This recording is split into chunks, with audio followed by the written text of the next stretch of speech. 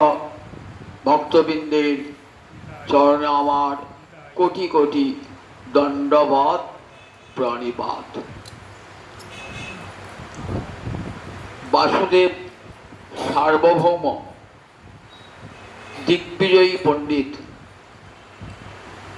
মহাপ্রভুকে স্তব করে বলেছিলেন, কালান্নষ্টং ভক্তি যোগং নিজং ইয়ঃ প্রাদুষ্কর্তুং শ্রীকৃষ্ণ চৈতন্য নামা আবির্ভূতস্তস্য পাদারবিন্দে গাঢ়ং গাঢ়ং লিয়তাং চিত্তভৃঙ্গ।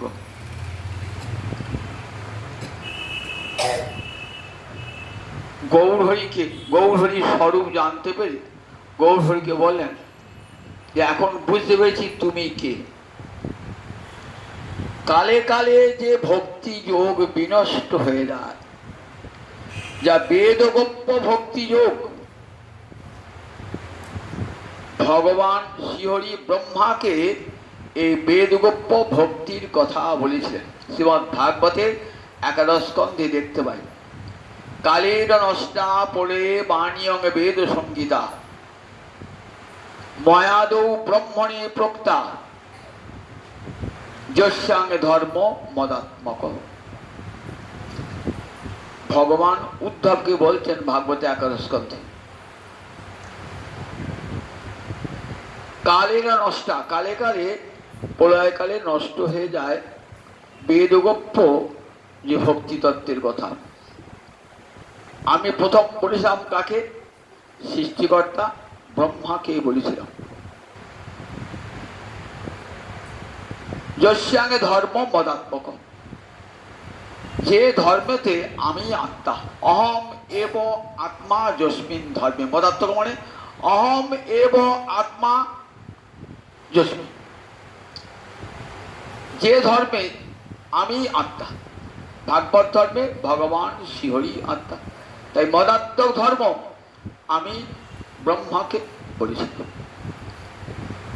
কালে কালে সেই ভক্তি যোগ বিনষ্ট হয়ে যায় বেদের অপব্যাখ্যার ফলে।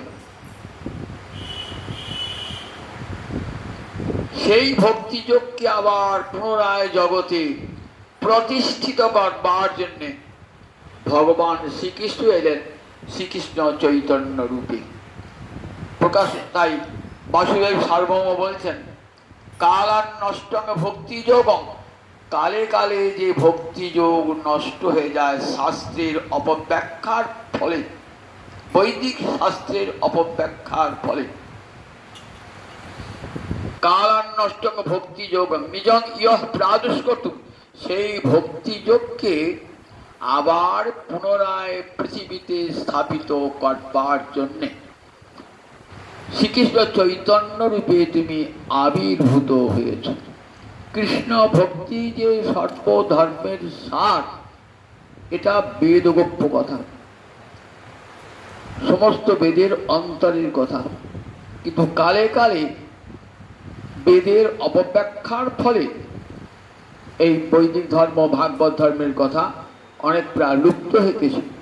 তাই আবার তাকে পুনরায় প্রতিষ্ঠা দান করবার জন্যে স্বয়ং ভগবান শ্রীহরি এলেন শ্রীকৃষ্ণ চৈতন্য রূপে। কালান্নষ্টং ভক্তি যোগং নিজং ইয়ঃ প্রাদুষ্কর্তুং, আবার নতুন করে সেই ধর্ম জগৎকে জানাতে শ্রীকৃষ্ণ চৈতন্য নামা, শ্রীকৃষ্ণ চৈতন্য রূপে আবির্ভূত হয়েছিলেন।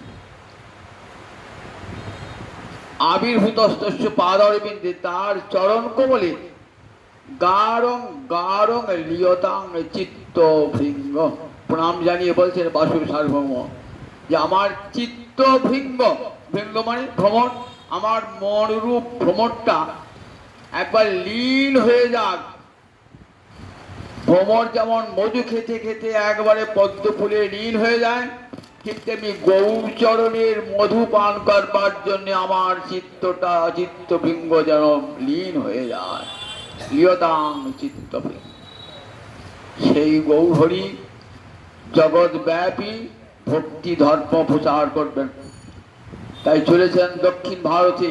প্রথমে সন্ন্যাস গ্রহণ করার পর 2 মাস পুরীধামে থেকে বৈশাখ মাসে যাত্রা শুরু করেছেন। সঙ্গে কে আছেন? কে আছে সঙ্গে? কালা কৃষ্ণ দাস। কোথাকার লোক? কালা কৃষ্ণ দাস, আকাইহাটি, বন্ধ আকাইহাটের কালা কৃষ্ণ দাস। সঙ্গে আছেন মহাপ্রভুর সঙ্গে নিতাই চাঁদের পরিকর কালা কৃষ্ণ দাস। নিতাই চাঁদের পরিকর কেন? নিতাই চাঁদ এসেছিলেন দ্বাদশ গোপালকে সঙ্গে নিয়ে। সেই দ্বাদশ গোপালের অন্যতম হলো এই আমাদের আকাইহাটের কালা কৃষ্ণ দাস। কে ছিলেন? লবঙ্গ সখা। লবঙ্গ সখা তিনি এসেছিলেন এখানে কালা কৃষ্ণ দাস। দাক্ষিণাতে চলেছেন ভ্রমণ করতে করতে মহাপ্রভু সেই প্রেমের ঠাকুরটি হেমদণ্ড বাহু তুলে রাম রাঘব রাম রাঘব রাম রাঘব রক্ষমাং কৃষ্ণ কেশব কৃষ্ণ কেশব কৃষ্ণ কেশব পাহিমাং রাম রাঘব রাম রাঘব রাম রাঘব রক্ষমাং হরে কৃষ্ণ কৃষ্ণ কৃষ্ণ হরে হরে হরে রাম রাম রাম হরে হরে হরিহরায় নম কৃষ্ণ যাদবায় নম যাদবায় মাধবায় কেশবায় নম। কীর্তন করতে করেছিল সুমধুর কণ্ঠে কীর্তন করতে করে চলেছেন। দুপাশে কত লোক।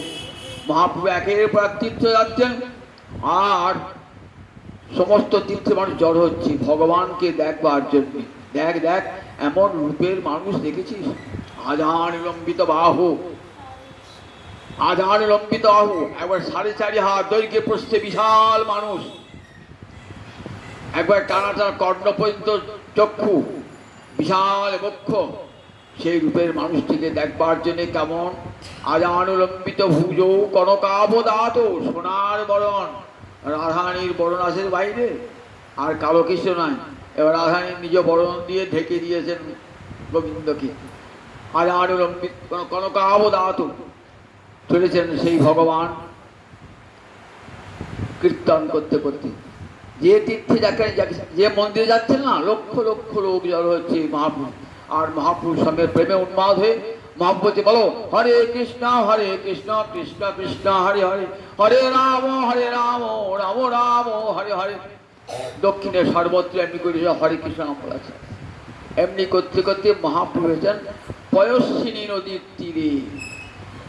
পয়স্বিনী নদীর তীরে দক্ষিণে একটা নদীর নাম পয়স্বিনী। সেই নদীর তীরে আদি কেশবের মন্দির আছে। কেশব মানে কে? কৃষ্ণ। কৃষ্ণের এক নাম কেশব কেন? রাসের দিনে রাধারানীর কেশ বন্ধন করে দিয়েছিলেন, চুল বেঁধে দিয়েছিলেন, তাই তার নাম কেশব।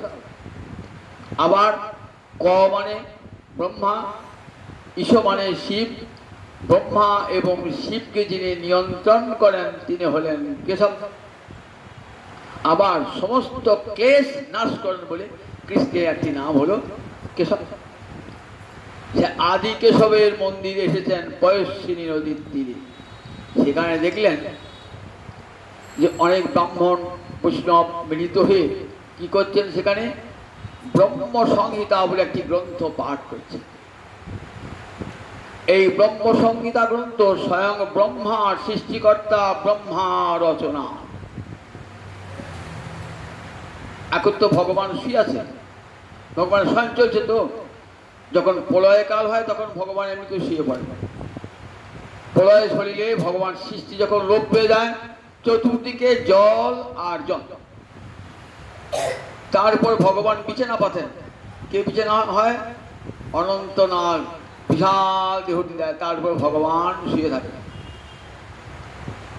ভগবান যখন শুয়ে থাকেন তারপর তখন সৃষ্টি যখন শুরু হবে, তখন ভগবানের নাভি কমল থেকে একটা পদ্ম ফুল বার হবে। সেই পদ্ম ফুলটা নালটা আছে 14 ভুবন অনন্তকোটি ব্রহ্মাণ্ড। পদ্মের যে ডাঁটাটা নালটা 14 ভুবন অনন্তকোটি ব্রহ্মাণ্ড আছে। আর ফুলটার উপরে কে বসে আছে? ব্রহ্মলোকের সৃষ্টিকর্তা ব্রহ্মা বসে আছে। ভাবছেন আমি কে? আমি কোথাও তো এলাম?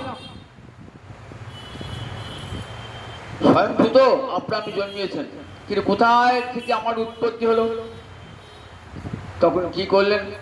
সেই পদ্মের নালের ভিতরে ঢুকে বললেন ব্রহ্মা। অতি ক্ষুদ্রাতি ক্ষুদ্র সূক্ষ্ম হয়ে পদ্মের নালের ভিতরে প্রবেশ করলেন।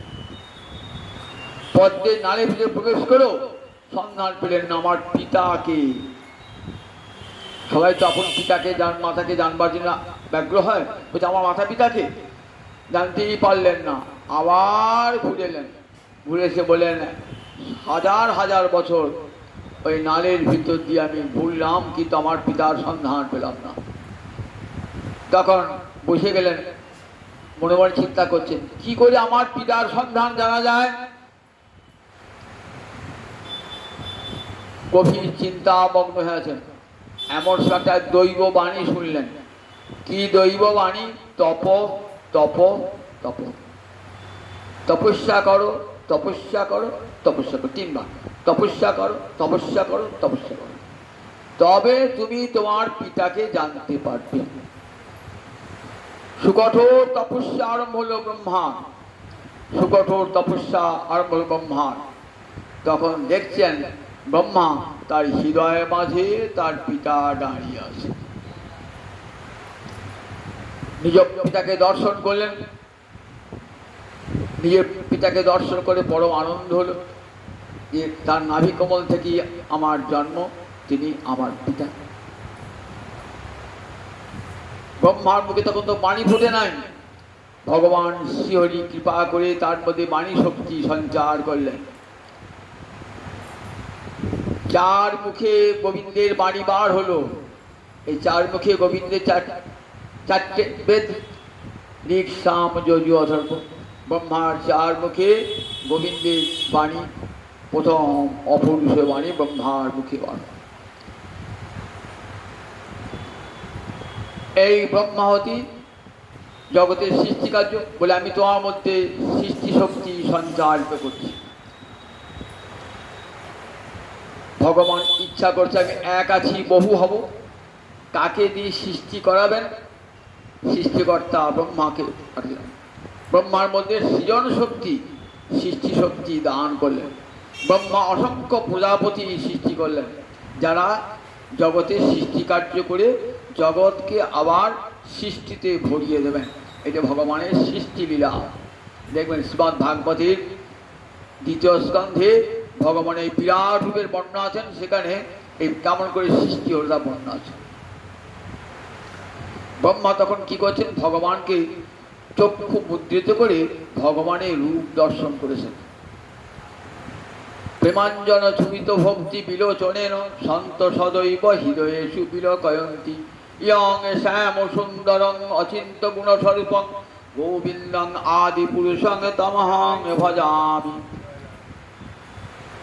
গোবিন্দ তোমাকে জ্ঞানী যোগী তপস্বী ব্রহ্মচারী দেখতে পায় না। কেন পায় না? তোমাকে দেখতে গেলে প্রেমের কাজল মাখা নয়ন চাই, তবে দেখা যাবে। ভক্তির গাঢ় অবস্থার নামই হলো প্রেম। ভক্তি যখন একবারে গাঢ় হয়ে যায়, হতে হতে যখন একবারে ঘনীভূত হয়ে যায়, তখন তার নাম হয়ে যায় প্রেম। ভক্তির যে ঘনীভূত অবস্থা, তারই নাম হলো প্রেম। এই প্রেম ছাড়া ভগবানকে দর্শন হয় না। প্রেমেতে কৃষ্ণার স্বাদ হয়। বললেন প্রেমের অঞ্জন মানে কাজল, প্রেমাঞ্জন ছুরিত ভক্তি বিলোচনে ন। প্রেমের কাজল মাখা নয়নে তোমাকে কারা দেখছেন? সাধুরা দর্শন করছে। প্রেমাঞ্জন ছুরিত ভক্তি বিলোচনে ন, লোচন মানে চক্ষু, তো আবার বিলোচন বললে মানে বিশেষ চক্ষু। ভগবানকে দেখবার জন্য বিশেষ চক্ষু যায়। এই চক্ষে ভগবানকে দেখা হবে না। অর্জুন দেখতে পেয়েছিলেন?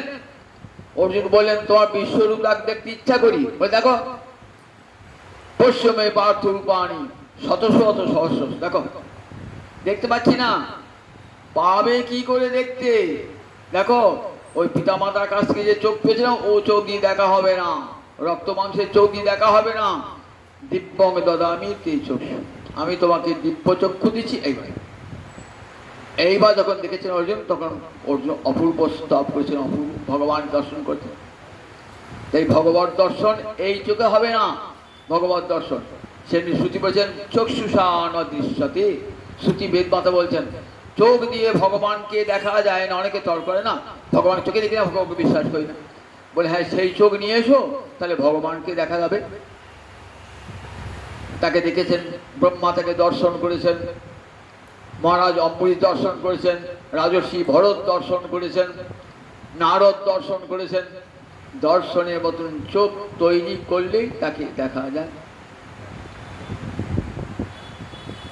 তাই প্রেমাঞ্জন ছড়িত ভক্তি সন্ত সদৈব হৃদয়ে, সব সময় তোমাকে হৃদয়ে দর্শন করছে, বিলোকন করছে। শ্যাম সুন্দরম, সেই শ্যাম সুন্দর অচিন্ত গুণস্বরূপ তুমি আদি পুরুষ, তোমাকে আমি ভজনা করি। ব্রহ্মসংহিতা 100টি অধ্যায়, পাওয়া যায় মাত্র একটি অধ্যায়, পঞ্চম অধ্যায়টি পাওয়া যায়। সমস্ত বেদগুচ্ছ তত্ত্ব এই একটি গ্রন্থে আছে। 62টি শ্লোক আছে। প্রথম শ্লোকটি হল ঈশ্বর পরম কৃষ্ণ সচ্চিদানন্দ বিগ্রহ অনাদিরাদি গোবিন্দ সর্বকারণ কারণম। এই শ্লোকটি ব্রহ্মসংহিতার প্রথম শ্লোক।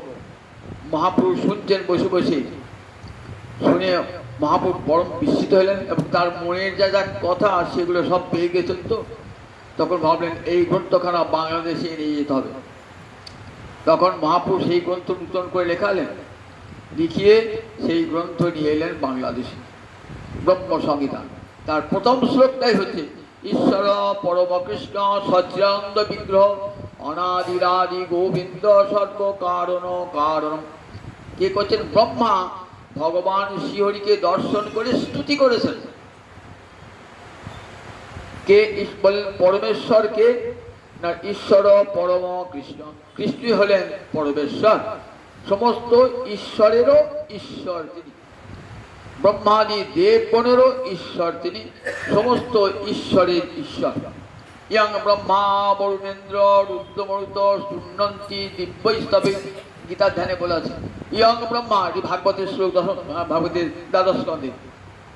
ইয়ং ব্রহ্মা বরুণেন্দ্র রুদ্রমরুত শূন্যন্তি দিব্যস্তবে, যাকে ব্রহ্মা স্তব করছেন, রুদ্র মানে মহাদেব তাকে স্তব করছেন। ইয়ং ব্রহ্মা বরুণ, ইন্দ্র স্তব করছেন। মরুদ 49 বায়ু তাকে স্তব করছেন। ইয়ং ব্রহ্মা বরুণেন্দ্র রুদ্রমরুত শূন্যন্তি দিব্যস্তবৈ বেদৈ, বেদের দ্বারা, বেদের সাঙ্গ পদক উপনিষদৈ, অঙ্গ পদক্রম এবং উপনিষদের সঙ্গে তোমার স্তব করছেন নিরন্তর। দেখুন, ধ্যান অবশ্য তদ্গত না মনসা পশ্যন্তি ইয়ং যোগিনা, যারা যোগী তারা ধ্যানে বসে কি দেখছেন? তোমাকেই দর্শন করছেন, সেই পরম সত্য বস্তুকে দর্শন করছেন। তাই শ্রীকৃষ্ণ পরমেশ্বর, তিনি সমস্ত ঈশ্বরেরও ঈশ্বর। তাকে ব্রহ্মা স্তব করি, তাকে রুদ্র স্তব করি, তাকে ইন্দ্র স্তব করি, 49 বায়ু তাকে স্তব করে, রুদ্র শূন্যন্তি দিব্য স্তবে। সেই তুমি তাই ঈশ্বর, শ্রীকৃষ্ণ সেই পরমেশ্বর। শুধু শ্রীকৃষ্ণ পরমেশ্বর বললে একটা ত্রুটি এসে যায়। কে এসে যায়? শুধু একল কৃষ্ণ বলে না। শ্রী গোস্বামী টিকায় বলছেন, পরা, পরম শব্দ অর্থ করছেন পরা মানে শ্রেষ্ঠা, আর মা মানে শক্তি। শ্রেষ্ঠা শক্তি যুক্ত যে গোবিন্দ, সেই গোবিন্দই পরমেশ্বর। কে শ্রেষ্ঠা শক্তি? বললেন গোবিন্দের যত যত শক্তি আছে, সমস্ত শক্তির মধ্যে হ্লাদিনী যা মহাশক্তি, সর্বশক্তি বলিয়সী। ভগবানের যত যত শক্তি আছে, সমস্ত শক্তির মধ্যে হ্লাদিনী শক্তি হলেন সর্বশ্রেষ্ঠ। হ্লাদিনী যা মহাশক্তি, সর্বশক্তি বলিয়সী, তন্ত্রশাস্ত্রের কথা, সমস্ত শক্তির শ্রেষ্ঠা। তৎসারভূতা রাধিয়ম, আর সেই হ্লাদিনী শক্তির সার হলেন রাধারানী। হ্লাদিনী শক্তির সার, হ্লাদিনী শক্তির মূর্তি রাধারানী। শক্তির মূর্তি হয়, শক্তি মূর্তি হয় না। শক্তি যখন মূর্তি থাকে না, তখন ভগবানের সঙ্গেই থাকেন শক্তি। আমরা গান গাইবার শক্তি, তার মূর্তি আছে? আমরা চলবার শক্তি, আর মূর্তি আছে? আমরা কথা বলার শক্তি, আর মূর্তি আছে? মূর্তি নাই। তাহলে শক্তি যদি মূর্তি দান করতে হয়, স্বয়ং শক্তিমানই সেই শক্তির মূর্তি ধারণ করে। তাহলে রাধারানীকে স্বয়ং কৃষ্ণই রাধা রানী হয়েছেন, কোটি কোটি গোপী হয়েছেন। এই তত্ত্বটি বুঝতে পারে তবে রাধা গোবিন্দের তত্ত্বটি বোঝা যায় যে রাধা রানী পৃথক নন, ব্রজ গোপীরাও পৃথক নন, এক কৃষ্ণই রাধা রানী হয়েছেন, আবার কোটি কোটি গোপী হয়েছেন। কেন? তিনি লীলা করবেন বলে। খেলাটা করবেন কার সাথে? খেলা করার জন্য সাথী চাই। সাথী কে হবে? সাথী একমাত্র সচ্চিদানন্দময়। কোন তরু ছাড়া তো সাথী হতে পারে না। আমি এক আছি, বহু হব, লীলা করব কার সঙ্গে? একাকী নৈব রমতে, বেদমাতা বলছেন একাকী তো খেলা হয় না, আনন্দ হয় না। তাই আত্মানং দেধা অপাতয়ৎ, নিজেকে দুই ভাগে ভাগ করলেন, এক অঙ্গে কৃষ্ণ, এক অঙ্গে রাধা রানী। আবার সে রাধা নিহত কোটি কোটি গোপী। তাই রাসলীলা মানে কি? স্বাস্বাদন লীলা। গোবিন্দ নিজেকেই নিজে আস্বাদন করছেন, নিজেকেই নিজে আস্বাদন করছেন, ওরা কোনো পৃথক কেউ নয়। গোবিন্দ নিজে রাধারানী হয়েছেন, কোটি কোটি গোপী হয়েছেন। এই হীলাদিনী শক্তি, হীলাদি মানে আনন্দদায়িনী শক্তি, যে শক্তি ভগবানকে আনন্দ দান করে। আপনার অনেক শক্তি আছে, ভালো বক্তৃতা দান করতে পারেন, ভালো আঁকতে পারেন, কিন্তু ভালো গান গাইতে পারেন। এই শক্তিতে আপনার আনন্দ হয়নি, আপনি নিজে তো আনন্দ পাচ্ছেনি, আবার বহু লোক বসে বসে আপনার গানটা শুনছে। তাহলে কোন শক্তিটা বড় হলো বলুন তো? আপনার মান খাতি যশ এই গান শক্তিটার জন্য আপনি একসঙ্গে বহু লোককে আনন্দ দান করছেন। তেমনি হীলাদিনী শক্তি ভগবানের আনন্দদায়িনী শক্তি, আবার এই শক্তির দ্বারা জগৎকে আনন্দ বিলাচ্ছে। তাই বলেন এই হীলাদিনী শক্তি যুক্ত যে মাধব, সেই মাধবই পরমেশ্বর। শ্রীকৃষ্ণ ঈশ্বর পরমকৃষ্ণ সচ্চিদানন্দ বিগ্রহ। ভগবানের মূর্তি আছে? মায়াবাদীর বলে যে ভগবানের মূর্তি নাই, ভগবান নিরাকার। যারা মায়াবাদী আচার্য শঙ্করের অনুগামী তারা বলেন ভগবানের মূর্তি নাই, ভগবান নিরাকার। সাকার যে ভগবানকে দেখো, এটা মায়ার দ্বারা উপহিত, একে ভজন করলে মুক্তি হয় না। সেই বলছে মায়াবাদীর মুখ দেখো না, মায়াবাদী ভাষ্য শুনলে হয় সর্বনাশ, ভক্তি শেষ হয়ে যাবে। এই আচার্য শঙ্করের এই ব্যাখ্যা শুনে দক্ষিণ ভারতে রামানুজাচার্য, মধ্যাচার্য, নিম্বার্কাচার্য এরা সবাই আচার্য শঙ্করের মত খণ্ডন করেছেন। খণ্ডন করবে না, ভগবানের রূপ আছে, ভগবানের রূপ আছে, ভগবানের ধাম আছে, ভগবানের লীলা আছে, ভগবানের পরিকর আছে। তোমার যে জ্ঞান সাধনা, সেই জ্ঞান সাধনা দিয়ে ভগবানের রূপ, ভগবানের লীলা, ভগবানের বিগ্রহ দর্শন করা যায় না। ভগবান সবিগ্রহ সলীল। তাই বলে সচ্চন্দ বিগ্রহ। যদি কেউ বলে ভগবানের আকার নাই, ব্রহ্মা বলে হ্যাঁ বিগ্রহ মানে কি আকার? বলে হ্যাঁ তার বিগ্রহ আছে, আকার আছে। আচ্ছা বিগ্রহ থাকলে তো জন্ম মৃত্যু আছে, দেহ থাকলে জন্ম মৃত্যু আছে। আবার দেহ থাকলে দেহটা পরিচ্ছিন্ন হয়ে যায়। আমি এখানে পাঠ করছি তো, আমার বাড়ি যদি কেউ আসি কেউ দেখতে হবে না, গৌরাঙ্গ যদি কেউ দেখতে হবে না, স্টেশন বাজার যদি কেউ দেখতে চায় দেখতে হবে না, কারণ আমি তো পরিচ্ছিন্ন মূর্তি, যখনই আকার ধারণ করবো পরিচ্ছিন্ন মূর্তি। কিন্তু তাই বলেন দেখো ভগবানকে যদি বলা হয় যে ভগবান সচ্চন্দ বিগ্রহ, তাতে ভগবান তো পরিচ্ছিন্ন হয়ে যান। শাস্ত্রে বলেছেন ভগবান অপরিচ্ছিন্ন, তাকে কোনো কিছু দিয়ে পরিচ্ছেদ অর্থাৎ ঢাকা যায় না। তা বলেন দেখো ভগবান একই কালে পরিচ্ছিন্ন আবার অপরিচ্ছিন্ন হতে পারেন। অপ্রাকৃত বস্তু নহে প্রাকৃত গোচর। তোমার এই প্রাকৃত বুদ্ধি দিয়ে অপ্রাকৃত ভগবানের তত্ত্ব আলোচনা করতে যেও না। তাহলে কিন্তু কোনোদিনই মানুষ তার প্রাকৃত বুদ্ধি দিয়ে কোনোদিনই ভগবানকে বিচার করতে পারবেন না। তাহলে ভগবানকে বিচার করবার জন্য চাই অপ্রাকৃত বুদ্ধি, যে বুদ্ধি ভগবানকে বিচার করা যাবে। তারপরে তার বিগ্রহ আছে। তার বিগ্রহটা কেমন? আমার বিগ্রহটা কি দিয়ে? রক্ত, মাংস, মেদ, এই দিয়ে আমার দেহটা। সেই সঙ্গে আছে খিচি, অব, তেজ, মুরুব্বম। এই দেহটা একদিন থাকবে, একদিন থাকবে, পচে নষ্ট হয়ে যাবে। কিন্তু ভগবান যোগী তাই হল না। ভগবানের দেহের তিনটে উপাদান, সৎ, চিৎ, আনন্দ। তাই ভগবানকে কি বলা হয়? সচ্চিদানন্দ। এটা ভগবানের স্বরূপ শক্তি। সৎ শক্তি মানে সন্ধিনী শক্তি, সদংশে সন্ধিনী। সৎ বললে পরে কি হয়, যার দ্বারা ভগবান নিজেকে ধারণ, যে শক্তি ভগবানকে ধারণ করে রাখে এবং জগৎকে ধারণ করে রাখে, সেই শক্তির নাম হলো সন্ধিনী শক্তি। জয়া সত্যাঙ্গে দধাতি ধারয়তি চ, যিনি নিজেকে নিজেকে ধারণ করে রাখেন এবং জগৎকে ধারণ করে যে শক্তির দ্বারা, সেই শক্তির নাম হলো সন্ধিনী শক্তি। কারা সন্ধিনী শক্তির পরিকর? সন্ধিনীর সার অংশ শুদ্ধ সত্য নাম, ভগবানের সত্তা হয় যাহাতে বিশ্রাম, মাতা পিতা স্থান গৃহ শয্যাসন আর এসব কৃষ্ণের শুদ্ধ সত্যের বিকার। সন্ধিনীর যার সার অংশ তার নাম শুদ্ধ সত্য। এই শুদ্ধ সত্য ভগবত প্রকাশিকা শক্তি, ভগবানের ধারণ শক্তি। নন্দ যশোদা, দেবকী বসুদেব, দশরথ কৌশল্যা, এরা সব ভগবানের সন্ধিনী শক্তির পরিকর, সন্ধিনী শক্তির পরিকর। কাজে এরা সব বিশুদ্ধ চিন্ময় মূর্তি, এরা বিশুদ্ধ সত্যগুণের পরিকর। তারপরে দেখো, এই সদংশে সন্ধিনী, চিদংশে চেতনা চৈতন্য। জগতের যত জ্ঞান কোথা থেকে এসেছে? সব বললেন যো সর্বজ্ঞ সর্ববিদ, যিনি সর্বজ্ঞ এবং সর্ববিদ, যার দ্বারা জগতের লোক সবাই জানতে পারে, চৈতন্য আসে। আমার জ্ঞান, আমি দেহটা জ্ঞান, কোন জ্ঞানে ফলে? সেই চৈতন্যের কণা আমার মধ্যে আছে বলে। আমার হাত পা নড়ছে, আমার চোখ দেখছে, কান শুনছে, কোন চৈতন্যের বলে? সেই চিতের কণা প্রতিটি জীব দেহে রয়েছে। তাকে কি বলে? অনুচিত। ভগবান বিভূচিত চিৎপিণ্ড, আর আমি সেখানে একটা কণা মাত্র, বিরাট অগ্নিকুণ্ড, আর আমি একটা স্ফুলিঙ্গ মাত্র।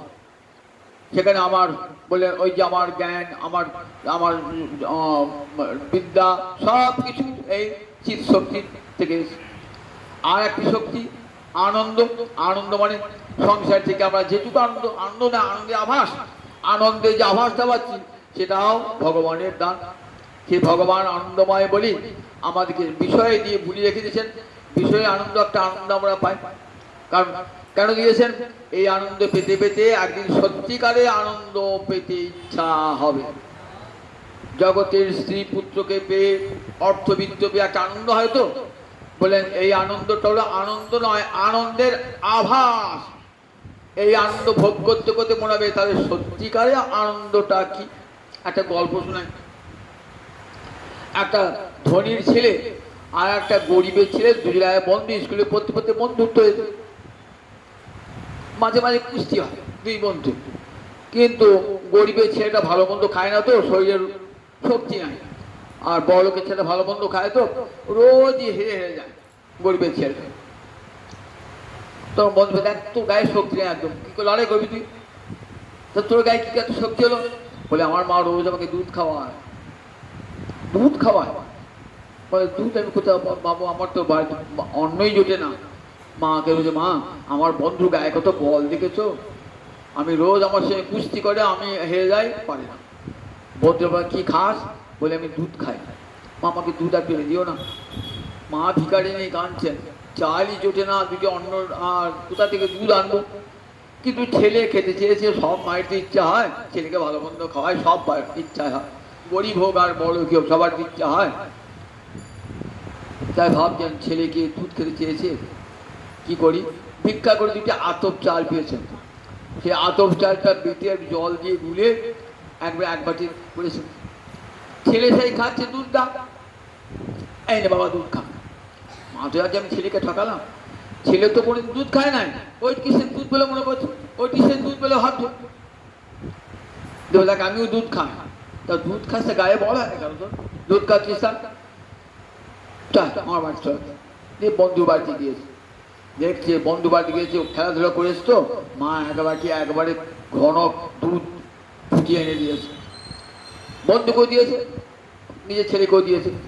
নিজের ছেলেটা, এইবার সে গরিবের ছেলেটা, সে তো একদিন সেই পিটুলি গোলা খেয়েছে, কি চাল আতপ চালে গোলা খেয়েছে, সে তো পুকুরতে দুধের স্বাদ পায় নাই। যেই দুধের স্বাদটা পেয়ে গেল, তখন আমার মা তো খাওয়ায়, কই আমার দুধের স্বাদ তো হয় না। এই যে দুধ। মাকে বলছে, মা তুই আমাকে কি দুধ খাওয়াও? আজ বন্ধু বাজে দুধ খেলাম, দুধ কি আশা দুধে। মা তখন ঘরে পড়ে বসে বসে কাঁদছে। তা দেখুন আমাদের স্ত্রী পুত্র সংসার অর্থবিত্ত না, ওই পিটিলি গোলা দুধ, পিটিলি গোলা দুধ। কি সত্যিকার আনন্দ নয়, আনন্দের আভাস মাত্র। তখন কেন দিয়েছে? এটিও থাকতে আর কিন্তু একদিন আনন্দের জন্য চিন্তা হবে, সত্যিকারে আনন্দ কেমন করে পাওয়া যায়। সেই জন্য ঘর সংসারের আনন্দটাও প্রয়োজন। এই আনন্দটা না পেলে যথার্থ আনন্দ সন্ধান আমরা করতে পারবো না। মনে হয় আনন্দটা স্থায়ী হোক, এই সুখটা আমার স্থায়ী হোক। সবার কাছে আমরা প্রার্থনা করি, সুখং মে ভুয়া দুঃখং মে আভূত। কেন? আমরা তো আনন্দের অংশ, সুখ পাওয়ার অধিকারী আমরা, আমার দাবি আছে। কারণ আমরা আনন্দ ব্রহ্মের কাছ থেকে এসেছি। আনন্দেব কল্লিমানি ভূতানি জায়ন্তি, আনন্দের জাতানি জীবন্তি, আনন্দং ক্রান্তি ভীষণ ভীষন্তি। বেদ মাতা বলছে তোমরা কার অংশ? সে আনন্দ ব্রহ্মের অংশ। বেঁচে আছো কেমন করে? এইটুকু আনন্দ সংসারে আনন্দ দিয়েছে বলে বেঁচে আছো। আবার বহু চক্র ঘুরতে ঘুরতে, বহু জন্মচক্র ঘুরতে ঘুরতে কোথায় যাবে? সেই আনন্দ ব্রহ্মেই পৌঁছাবে। তাহলে আনন্দ আদিতে, আনন্দ মধ্যে, আনন্দ অন্তে। এই আনন্দ ভগবানের শক্তি, একটা আনন্দ শক্তি। তাই ঈশ্বর আছেন, ঈশ্বরী বলে দেখো তিনি আনন্দের বিগ্রহ। আনন্দ ব্রহ্মেতি বিজানাত বেজানাত, জানবে গোবিন্দকে আনন্দ রূপে। বারবার শ্রুতি বলছেন আনন্দময় অভ্যাসাত, বেদান্ত দর্শনে ভগবান আনন্দময়, আনন্দময়, আনন্দময়। একটা কথা বারবার বলা হয় তাহলে কি বলা যায়? অভ্যাস। এটা শাস্ত্রের লক্ষণ, শাস্ত্রের তাৎপর্য লক্ষণ যে ভগবান আনন্দময়। সেই জন্য একটা কথা বারবার বলা হয়েছে, ভগবান আনন্দময়। তাই সচ্চিৎ আর সচ্চিদানন্দ বিগ্রহ। তাই ভগবান যদি, ভগবান যেখানে এক জায়গায় থাকলো, সব জায়গায় তিনি গোলকে থাকুন, বৈকুণ্ঠে থাকুন, আবার তিনি মর্ত রয়েছেন, আবার তিনি প্রহ্লাদের ডাকে চলে যাচ্ছেন, আবার বলিরাজা ডাকলে চলে যাচ্ছেন, ভগবান নারদ ডাকলে চলে যাচ্ছেন। কি করে হয় বলেন? এটা কোনোদিন চিন্তা করেও পাবে না। অবাঙ্গ মনস্গোচর, বাক্য দিয়ে মন দিয়ে বোঝানো যাবে না। এই ভগবান একই সঙ্গে সব জায়গায় যেতে পারে, একই সঙ্গে। নারদ গিয়েছেন দ্বারকা, তো 16,108 মহিষীর বিয়ে একদিনে হবে, একই লগ্নে হবে, একদিনে একই লগ্নে বিয়ে হবে। তাহলে এক লগ্নে বিয়ে হলে কি করে গোবিন্দ সব জায়গায় পানি গ্রহণ করবেন? নারদ অবাক হয়ে দেখছে, একটা ছাদনা করায় গিয়ে দেখছে নারদ রুক্মিণী পানি গ্রহণ করছে। আবার একটা ছাদনা তলায় গিয়ে দেখছে, ও বাবা এখানে আমি চলে সত্যভামার পানি গ্রহণ করছে। আবার যেন কালিন্দির পানি গ্রহণ করছে। কি বাবা, কতগুলা কৃষ্ণ! সব ঘুরতে ঘুরতে দেখছিল বাউরি, সব ছাদনা তলায় তো কৃষ্ণ নিজের পানি গ্রহণ করছে। 16,000 একই সময়ে, একই সময়ে 16,108 রমণীর পানি গ্রহণ করছে। বলো জ্ঞানী, এটা কেমন করে হয়? কেমন করে এটা হয় বলো? রাসেতে সব গোপী দেখছেন কৃষ্ণ আমার কাছে, কি করে হলো? সব গোপী দেখছেন আমার কাছে, দুই দুই গোপী, এক এক কৃষ্ণ, এক এক কৃষ্ণ, এক এক গোপী। আবার একটা রাধা গোবিন্দজি বলে একটা গোপীও রয়েছে, কি করে হলো? ও দেখো, কোনোদিন তুমি প্রাকৃত বুদ্ধি দিয়ে এই বিচার করতে পারবে না। ভগবান যখনই পরিচ্ছিন্ন তখনই অপরিচ্ছিন্ন, যখনই অপরিচ্ছিন্ন তখনই পরিচ্ছিন্ন হয়ে থাকে। দেখবে কিরকম অবস্থা। ভগবানের দাম, ভগবানের মৃৎভক্ষ লীলা। শ্রীরাম শ্রীরাম সাগা করে গোষ্ঠ খেলা খেলতে খেলতে যমুনার তীরে খেলা হচ্ছে, গরুগুলো চলছে, বাছুগুলো সব চলছে, খেলতে খেলবে। আয় আজ একটা খেলা, এক একদিন নতুন খেলা, এক একদিন এক এক রকমের খেলা। কুনি গাছে চড়ে মাদুরের মতো খেলা, কুনি লুকুচুরি খেলা। আজকে ইচ্ছে চল কানায়, আচ্ছা ঘর তৈরি করুন, মাটি দিয়ে ঘর তৈরি করুন। মাটি দিয়ে ঘর তৈরি করছে, সবাই ঘর তৈরি করছে। এইবার গোপাল যে কানাই যে ঘরটি তৈরি করছে না, যতবার তৈরি করছে ভেঙে ভেঙে যাচ্ছে, ভেঙে হয়ে যাচ্ছে। কিন্তু শ্রীরাম সোনা একবার সুন্দর করে ঘর তৈরি করেছে, তখন হেসে উঠছে। শ্রীরাম সুদা ভেসে উঠলে, এই কানায় হেরে গেলি, পারলি না, দেখ আমরা কারণ শূন্য মাটি ঘর তৈরি করতে পারলি না, ভেঙে ভেঙে যাচ্ছে। খুব রাগ হয়ে গেছে বন্ধুদের সামনে, একবার নিজের সম্মানটা নষ্ট হয়ে গেছে, তো খুব রাগ হয়ে গেছে, খুব অভিমানী। তখন কি করছেন, এক মুঠো মাটি নিয়ে মুখে পুড়েছে, এক মুঠো মাটি নিয়ে রাগেতে সব বন্ধুরা আগে রাগাচ্ছে তো, তুই পারলি না, আপনার হাত তালিয়ে দিচ্ছে, এক মুঠো মাখি খেয়ে নিচ্ছে। এইবার শ্রীরাম সুরাম মজা পেয়েছে, চল তোকে দেখাবো, তো তুই মাটি খেয়েছিস, চল তোকে বকা খাওয়াবো তোর মায়ের কাছে। ও বাবা, যমুনার তীর থেকে একবারে একদম গোল ছেড়ে এসে নন্দ রাজার আর গিয়ে সিংহদুয়ারে এসে হইচই লাগিয়ে দিয়েছে। মা রোহিণী, মা যশোদা সবসময় চিন্তায় থাকেন যে গোপাল তোমার গিয়েছে গোচারণে, বলিয়ে দিয়েছেন গোপাল তুই কাছে কাছে থাকবি আর বেনুটি বাজাবি, তাহলে আমি বুঝতে পারবো তুই কাছাকাছি আসিস। মাও অনেকক্ষণ বেনুর শব্দ শুনতে পান না, মায়ের চিত্তটা খুব উদগ্র হয়ে আছে, ব্যাকুল হয়ে আছে, আকুল হয়ে আছে। আমার মা রোহিণী চিত্ত আকুল হয়েছে, দেখছেন একদম বলছে আমাকে গোপালে কোনো অমঙ্গল হলো নাকি। দেখুন একবার কেমন বাৎসল্য স্নেহটা, যার নাম করলে পরে সমস্ত অমঙ্গল দূর হয়ে যায়, সমস্ত অমঙ্গল নাশ হয়ে যায়, আর তার জন্যে মায়ের কত মঙ্গলের চিন্তা। মা মনে মনে ভাবছেন আমার গোপালে এত হইহল হচ্ছে কেন? ও রোহিণী দেখ না একবার কি হলো, দেখ না ছেলে বলে চিৎকার করছে কেন? আমার মনে হয় গোপালে কিছু হয়েছে রে, গোপালে বনে যায় তো কত বাঘ ভালুক সাপ আছে। রোহিণ ভাই দাঁড়া, রোহিণ যশোদা একটু সুলাঙ্গি মোটা সোটা চেহারা তো, আসতে দেরি হচ্ছে, ছুটে তোকে তাড়াতাড়ি আসতে হবে না, আমি যাচ্ছি। গিয়ে দরজাটা খুলেছি, তাকে তুই মা যশোদাও পৌঁছিয়েছে একসঙ্গে শ্রীরাম সুদাম সখা। মা গোপাল মাটি খেয়েছে, গোপাল মাটি খেয়েছে, গোপাল মাটি খেয়েছে, গোপাল মাটি খেয়েছে। আরে বাবা একজন বল, একজন বল, সবাই একসঙ্গে বলছি। বলবে শুনবে মা গোপাল মাটি খেয়েছে, মাটি খেয়েছে কেন? গোপাল কি খেতে পারে না? খেতে পারে না, মাটি খেয়েছে।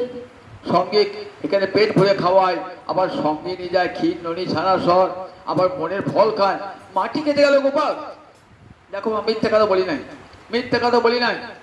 গোপাল মুঠে মাটি পুড়ি বলছে মা সর্বে মিথ্যাবি সংসীন, গালটা ফোলা আছে, সর্বে মিথ্যাবি সংসীন। মা ওরা মিথ্যে করে বলছে, কেন জানো? তুমি তো আমাকে বলবে তো, ওদের খুব মজা লাগবে, তাই সর্বে মিথ্যাবি সংসীন। ও তার সবাই মিথ্যে কথা বলছে, তুই সত্যি কথা বলছিস আর সবাই মিথ্যে কথা বলছে, তুমি তো বিশ্বাস করবে না। বেশ আচ্ছা, বলাই দাদা তো কোনো মিথ্যে কথা বলে না, আমি বলাই দাদাকে জিজ্ঞাসা করি, জিজ্ঞাসা করো দাদাকে, জিজ্ঞাসা করো। বলাই বলছে মা আমি নিজের চোখে দেখেছি গোপাল মাটি খেয়েছে, নিজের চোখে দেখেছি। ও বলাই দাদা কথায় বিশ্বাস, আমার কথায় বিশ্বাস হলো না? আচ্ছা মা কি করে তুমি বিশ্বাস হলো? তারপর তুমি হাঁ কর একবার দেখি, হাঁ করবি? হাঁ ঠিক করেছেন তো? হাঁ মুখে কি দেখছেন বলুন দেখি একবার। অনন্তকারী ব্রহ্মাণ্ড কি করে হলো ওইটুকু গোপালের মুখে? অনন্তকারী ব্রহ্মাণ্ড গেল কি করে? কোটি কোটি, একটা দুটো ব্রহ্মাণ্ড নয়, কোটি কোটি ব্রহ্মাণ্ড রয়েছে, নদী সাগর পর্বত সব রয়েছে, গাছপালা কত কোটি কোটি মানুষ জীব জন্তু সব রয়েছে মুখটা, ওই মুখটার মধ্যে। মা আবার মায়ের হাত, মা গোপালের হাতটা ধরেও আছে সেই মুহূর্তে। একই সঙ্গে দেখুন পরিচ্ছিন্ন এবং অপরিচ্ছিন্ন দুটি একসঙ্গে। দেখো বলো জ্ঞানী বিচার করো, এটা কেমন করে হলো, কেমন করে হলো বলো, কোন তত্ত্ব দিয়ে বোঝায় বোঝাও। বলে দেখো জ্ঞানী কৃষ্ণ বিষয়ক লীলা, কৃষ্ণের লীলা, সেটাকে তোমার জ্ঞান দিয়ে বিচার করতে এসো না। তোমার জ্ঞানের একটা সীমা আছে, তার বাইরে তোমার সেই জ্ঞান যাবে না। ভগবান তাই এই জগতের জ্ঞানের অগোচর, অবাক মনস্গোচর, তাকে তুমি এই তোমার জ্ঞান দিয়ে মানব বুদ্ধি দিয়ে তাকে জানা যায় না। তিনি যে অপ্রাকৃত ভগবান, যে ইন্দ্রিয় ভগবান সৃষ্টি করেছেন সেই ইন্দ্রিয় দিয়ে ভগবানকে জানা যাবে? জানা যাবে না। বিজ্ঞাতারম অরে কেন বিজানিয়ান, যাজ্ঞবল্ক গার্গী সংবাদ আছে বৃহদারণ্যক উপনিষদে, যেখানে বলছেন গার্গী বলছেন বিজ্ঞাতারম অরে, যাজ্ঞবল্ক বলছেন বিজ্ঞাতারম অরে কেন বিজানিয়ান, যিনি জগৎকে জানেন তাকে জানবে কে? তাকে জানবার ক্ষমতা জগতে কারো নাই। যিনি জগৎকে জানেন, জগৎই যার জানার বিষয়, গোবিন্দ কখনো জানার বিষয় হয় না। আমি যদি বলি আমি রামকে জানি, তাই রাম আমার জ্ঞানের বিষয় হয়ে গেল, কর্মকারক হয়ে গেল, রাম আমার জ্ঞানের বিষয় হয়ে গেল। আমি যে বলি ভগবানকে জানি, তাহলে ভগবান আমার এই ক্রিয়াপদের কর্ম হয়ে গেল, বিষয় হয়ে গেল। এই ভগবানকে কেউ জানতে পারে না। যিনি বলেন আমি ভগবানকে জানি, আবার উপনিষদ বলেন তিনি ভগবানকে জানেন না। যিনি বলেন আমি ভগবানকে জানি না, তিনি ভগবানকে জানেন, তিনি ভগবানকে জানেন। যে বলে আমি ভগবানকে জানি না, সেই ভগবানকে জানি। যে বলে আমি ভগবানকে জানি, সে ভগবানকে জানে না। একই সঙ্গে দেখুন মা দেখছে অনন্তকারী ব্রহ্মাণ্ড। তখন মায়ের অন্তরে কি চিন্তা হলো? মায়ের অন্তর চিন্তা হলো আমি কি দেখলাম গোপালের মুখ পরে? ছেলে, এইটুকু ছেলে গোপাল 5-6 বছরের বয়স, তার মুখের গোটা অনন্তকারী ব্রহ্মাণ্ড। তাহলে আমার মনে হয় গোপালের কোনো অমঙ্গল হয় বোধ হয়। হে নারায়ণ, হে গুরুদেব, আমার গোপালের কোনো অমঙ্গল হবে না তো? নিজের ছেলে মনে মনে ভাবছে, বৈরাগ্য এসে মায়ের মনে। নিজের ছেলে বলতে নাই, নিজের স্বামী বলতে নাই, নিজের ঘর বলতে নাই, আমি তো গোপালকে আমার ছেলে করি। কে কার ছেলে? এই বৈরাগ্য এসেছে। গোপাল বুঝতে পারলেন মায়ের অন্তরে বৈরাগ্য এসে গেছে। এবার মা যদি সন্ন্যাসী নিয়ে সংসার ছেড়ে পাড়ায়, তাহলে আমাকে কে আদর করবে, কে দুধ খাওয়াবে? দেখছে মায়ের অন্তর বৈরাগ্য, সঙ্গে সঙ্গে বৈষ্ণবী মায়া বিস্তার করলেন। সঙ্গে সঙ্গে না, গোপাল আমার ছেলে, গোপাল আমার পেটের সন্তান, গোপাল আমার পেটের সন্তান, গোপাল আমার দুধের ছেলে। 7 সাগরের সেজা মানি গোপাল আমার। জড়িয়ে ধরেছে। আমার গোপাল ভগবান নয়, আমার গোপাল ভগবান নয়, জড়িয়ে ধরেছেন গোপাল। দেখুন অর্জুন দেখলেন বিশ্বরূপে, আর মা যশোদাও দেখলেন বিশ্বরূপ। দুটো বিষ্ণু দর্শনের পার্থক্য কেমন দেখুন। অর্জুন যখন বিষ্ণু দর্শন করছেন কুরুক্ষেত্রের যুদ্ধের পূর্বে, তখন কি দেখলেন? পশ্যামি দেবাং স্তব দেব দেহে সর্বাং তথা ভূত বিশেষ সংজ্ঞান ব্রহ্মাণ ঈশং কমলাসনস্তং সিংহ সর্বান রোগাংশ দিব্যান। বাবা, তোমার অঙ্গে সব দেবতা, ব্রহ্মা বিষ্ণু মহেশ্বর সব বসে আছে। কত সিদ্ধ পুরুষ বসে আছে, অনন্তনাগ বাসুকিনাগ সব বসে আছে। কোটি কোটি 33 কোটি দেবতা তোমার অঙ্গে বিরাজ করছে। ভগবানকে দেখছে, দেখে কি বলছেন? ওরে বাপরে, আমি দেখে তোমার একটা মুখ, এখন তোমার অনন্ত মুখ। ওরে বাপরে, যেদিকে তাকাচ্ছে সেই তোমার মুখ দেখছে। আবার তোমার নান্তক নমধ্যক নগ্নস্তমাদি, তোমার চরণটা কোথায়, মাথাটা কোথায়, দেহটা কোথায়, আদি মধ্য অন্ত খুঁজে পাচ্ছি না। ওরে বাপরে, মুখ থেকে আগুন বার হচ্ছে তোমার মুখ থেকে, পোড়ের আগুন। এখনই পৃথিবীটা আবার ধ্বংস হয়ে যাবে। দেখছেন তো? দেখার সঙ্গে সঙ্গে অর্জুন মনে ভয় জেগে গিয়েছে। প্রবচিত আমরা মনোমি সংহার করো ওই রূপ। আমি দেখতে পাচ্ছি না তোমার রূপ, দেখতে পাচ্ছি না। আখ্যাই মেঘ ভবানুগ্র রূপ। ভবান হয়ে গেল। ভবান মানে আপনি। বন্ধু কখনো বন্ধুকে আপনি বলে নাকি? তুমি তুই বলে। তম না বলে কি বলছেন? ভবান। আখ্যাই মেঘ ভবান উগ্র রূপ। ওই বাবরে, তোমার এত উগ্র রূপ, জ্বলন্ত অগ্নিমুখ থেকে বার হচ্ছে প্রভু। দেখছি কি সমস্ত কর্ণ, সমস্ত গৌরপক্ষে বীরেরা দাঁতে করে চিপুচ্ছু, তাদের মুন্ডুগুলাকে চিপাচ্ছুচ্ছু। কিরকম দেখুন, বললে দেখ আমি আগে সব মেরে রেখে দিয়েছি, যুদ্ধ তুমি করবে কি? নিমিত্ত মাত্র ভবু সভ্যতা আছে। দেখছেন সমস্ত যুদ্ধের যোদ্ধাগুলো ভগবানের মুখোমুখি ঢুকছে, আর ভগবান দাঁতে চিপুচ্ছে, তাদের মুন্ড চিপুচ্ছে। ভয় খেয়ে গেছেন। বলেন বাবরে, তুমি কে গো? আমি কাল অস্মি রোগাক্ষয় করি। দেখছিলাম আমার একটা রূপ, ওই রূপ দেখেছি আমার। আমি সাক্ষাৎ কাল, আমি দয়াল আবার ভয়াল, আমার দুটো মূর্তি আছে। আমি দয়াল আবার ভয়াল। দেখ অর্জুন, আমার কেমন রূপটা দেখা। আখ্যাই মেয়ে কোন ভবানুগ্র রূপ, তুমি কে গো? আপনি আপনি বলছেন। বলছে আমি তোমাকে যাদব বলেছি, মাধব বলেছি, সখা বলেছি, একই বিছানায় শুয়েছি, তোমার কাছে বসেছি। আর বলবো না, ক্ষমা করো। আর বলবো না, ক্ষমা করো। অর্জুনের সখ্য রস সঙ্গে সঙ্গে সংকুচিত হয়ে গেল। ভগবানের ভয়ঙ্কর মূর্তি দর্শন করি। বল না, ওই রূপ আমি দর্শন করতে পারছি না। আমি তোমাকে, আমাকে সে মানসিক রূপ দর্শন দেখাও, যে রূপ দর্শন করে আমি শান্তি পাবো। ভগবান সঙ্গে সঙ্গে তারপর চতুর্ভুজ মূর্তি হয়ে, তারপর দ্বিভুজ মূর্তি হলেন ভগবান। তাহলে অর্জুনের দেখা আর মা যশোদার দেখা, দুটো দেখায় কত ফারাক দেখুন। একজন ঐশ্বর্যের জ্ঞানে ভগবানকে দেখছেন, আর একজন মাধুর্যের জ্ঞানে ভগবানকে দেখছেন। দুটো দর্শন কেমন পৃথক। ভুজের মাধুর্য আর দ্বারকা কুরুক্ষেত্রের ঐশ্বর্য দুটো কত পৃথক। ঈশ্বর পরম কৃষ্ণ সচ্চন্দ বিগ্রহ অনাদিরাদি গোবিন্দ সর্বকারণ কারণ। অনাদি মানে ন আদির যশ, যার আদি নাই। আদি মানে কারণ, কার্য থাকলেই তার একটা কারণ থাকবে। আপনি গঙ্গা স্নানে দেখলেন যে একটা ঘট ভাঙা পড়ে রয়েছে, তা ঘরটা তো কার্য। তখনই আপনার কি মনে হবে যে এই নির্মাতা কুম্ভকার কেউ না কেউ আছে। আবার উপাদান, মাটি উপাদানটা গায়ে লেগে রয়েছে, আবার তৈরি করে আছে, তা সে কারণ তো।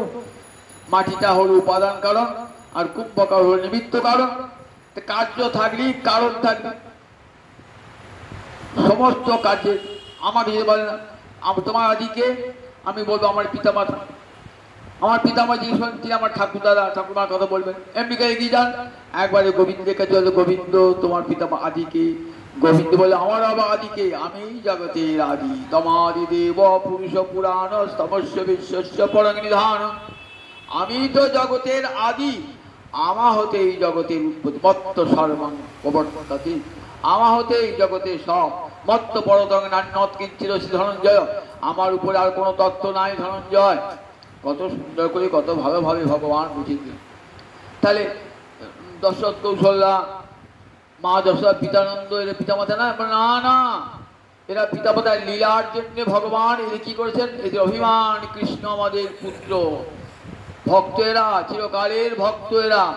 নন্দ যশোদা, দশরথ কৌশল্যা এরা ভক্ত। এদের অভিমান ভগবান ভক্ত বাঞ্ছা কল্পতরু, এদের বাঞ্ছা পূর্ণ করবার জন্য এদের পুত্র রূপে এসেছেন। পুত্র রূপে এসেছেন।